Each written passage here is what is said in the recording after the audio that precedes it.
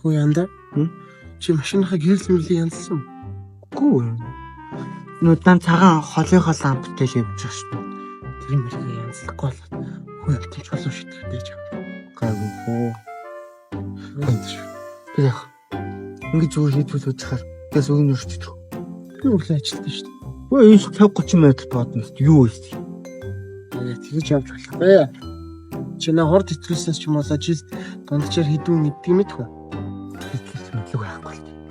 Тэрээсүүл зураг сонсохны нэг 500 давсан. Тэрийг хоо машин тэрийг гэрэлж хідэн ч байхгүй. Цаг 30 минут бодно гэхээр бас хорд явах.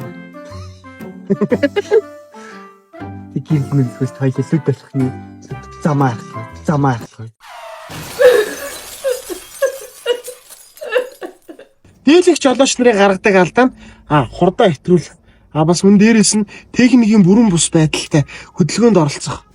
Бас бүсийн зүгээс болоод Эрдэнэт хүний амнаас хэрсдэг аюултай юм аа. Тэгээ бид хичээж байна. Та бүх хичээгээрэй.